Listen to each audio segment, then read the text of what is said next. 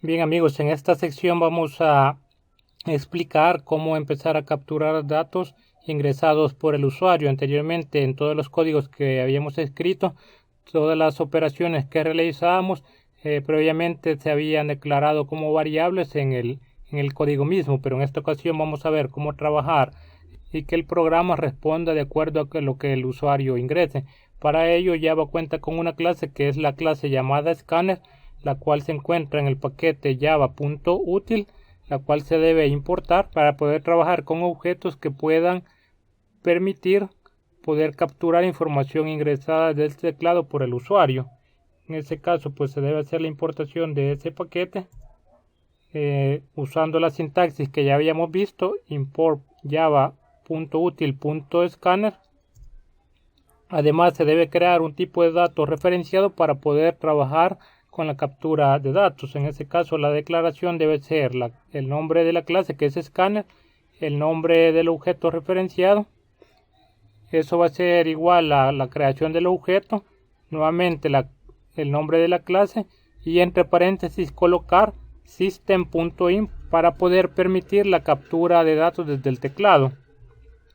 Luego tenemos que para capturar la información, ya habíamos dicho que todo lo que se captura desde consola se convierte automáticamente en texto. Sin embargo, nosotros vamos a querer muchas veces trabajar con variables de tipo numérica o de tipo real, entonces en ese caso hay que convertirlas. Para ello, pues desde el momento de la captura de datos existen unos métodos que nos permiten hacer eso. En el caso, pues para la clase Scanner cuenta con dos métodos que son nextInt, en el cual lo que captura devuelve como un entero, y para el caso nextDouble lo que hace es devolver un número doble o punto flotante cada vez que se captura un dato de la forma número entero punto decimal. Vamos a ver un ejemplo cómo comenzar a trabajar con esta clase para que quede más claro.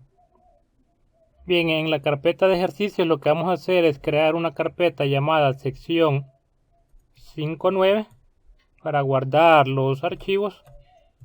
Luego dentro de esa clase, como ya es costumbre, vamos a crear otra para crear el paquete donde se va a guardar la clase. En este caso la vamos a llamar A. Luego lo que vamos a hacer es crear dentro un archivo .java que le vamos a llamar capturar datos. En este caso vamos a declarar la clase. Primero vamos a declarar el paquete. En este caso lo hayamos llamado A. Para el caso, luego lo que vamos a hacer es importar la clase Scanner para poderla utilizar.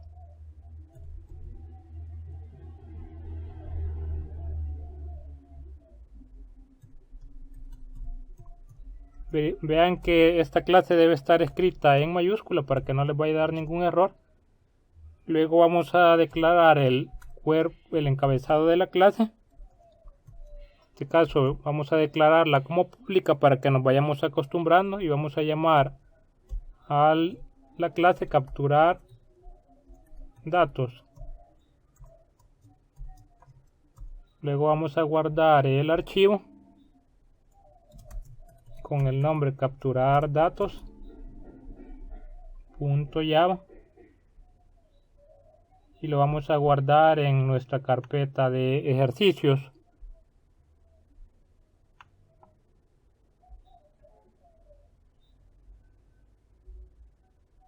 Luego lo que vamos a hacer es escribir el método público main, como ya es costumbre.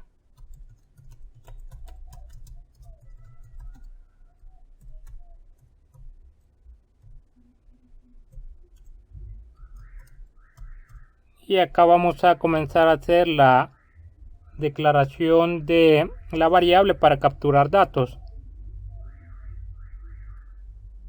En este caso la clase se llama Scanner. Hacemos aquí la referencia al objeto. En este caso le vamos a llamar SC. Esto va a ser igual a el nuevo objeto.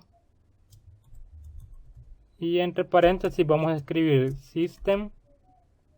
En este caso, como es entrada de datos, .in. Observan que cuando era para imprimir en pantalla era system.out. En este caso, pues ya tenemos listo el objeto para comenzar a trabajar con él. Ahora lo que vamos a hacer es imprimir alguna información básica en pantalla. En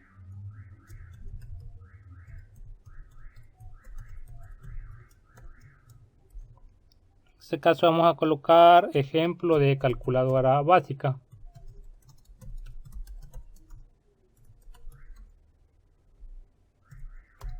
Luego lo que vamos a hacer es pedir primero que se ingrese un número desde el teclado.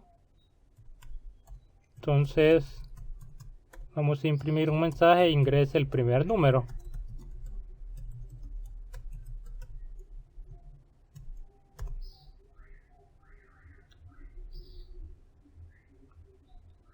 En este caso vamos a hacer una calculadora que únicamente permita números enteros. Entonces vamos a hacer uso de un método para que cuando se ingrese el número, este se guarde en una variable que va a ser lo que el usuario ingrese. Entonces vamos a declarar una variable entera, vamos a llamar num1, y esto va a ser igual a lo que el usuario ingresó en la línea anterior, como ya teníamos el objeto. En este caso, como lo vamos a convertir en entero, entonces va a ser nextInt. Por medio de este método, lo que el usuario ingresó, ahí lo va a convertir automáticamente a un número entero, sin necesidad de hacer uso del método parseInt. Entonces en este caso, ahí ya lo tenemos en esa variable, lo que el usuario ingrese. Luego vamos a pedir el segundo número.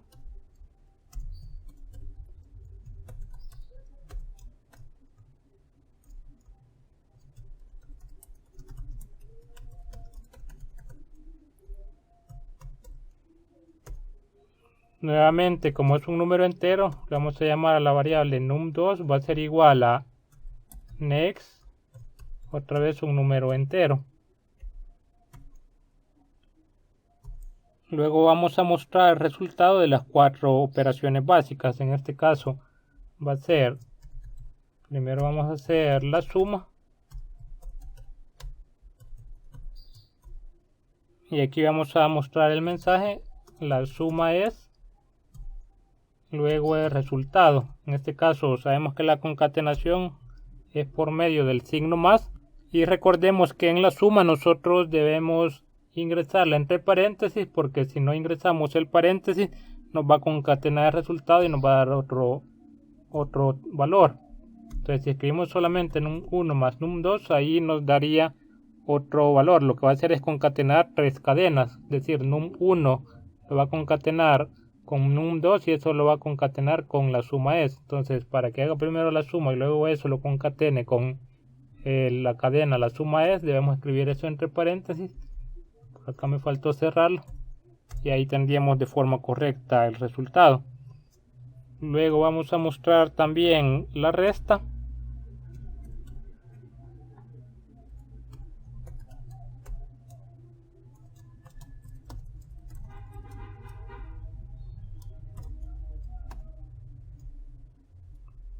Y aquí vamos a hacer de nuevo lo mismo, entre paréntesis vamos a escribir num1 menos num2. Luego vamos a hacer la multiplicación.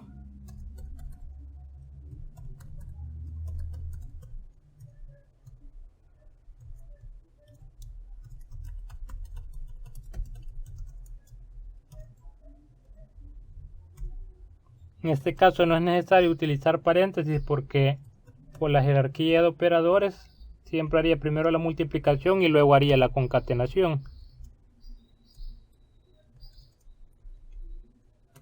Y finalmente vamos a hacer la división.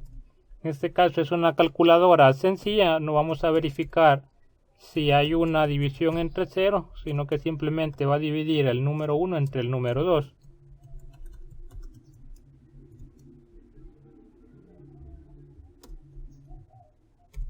Nuevamente aquí no se necesita que se esté ingresando entre paréntesis la operación, porque aquí primero hace la división y luego muestra el resultado. Entonces aquí tendríamos hecho el ejercicio, el código. Lo que vamos a hacer a continuación es compilarlo para verificar que no hay algún error.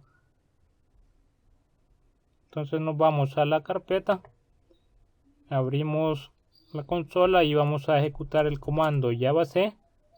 Para el caso sería el nombre de la carpeta, En este caso sería el nombre del archivo. Verificamos si no hay algún error.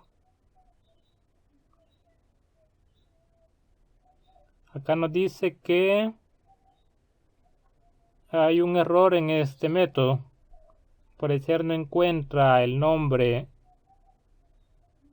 de la variable nextIn. Entonces, si nos vamos a la línea, vamos a verificar cuál es el error. En el caso de num2, veamos cuál sería. Acá nos dice en el caso de num2, si observan aquí, cometí un error. Solamente coloqué el nombre del método, pero como eso está referenciado a un objeto, ahí es donde me indicaba que no existía, porque este no es un método estático, sino que depende de un objeto. Así que ese era el error. Verifiquemos nuevamente si nos deja correr. Ahora sí. Ahora lo que vamos a hacer es ejecutar el programa. Que sería a.capturar datos. Veamos si se ejecuta.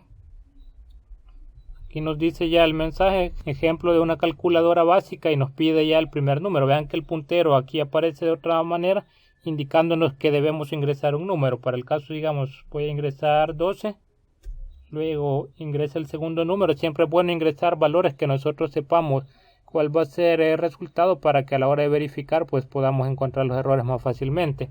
Como el caso cuando se concatenaron las dos cadenas en uno de los ejercicios y no concordaba con lo que nosotros sabíamos. Entonces siempre es bueno empezar con números que uno conozca el resultado.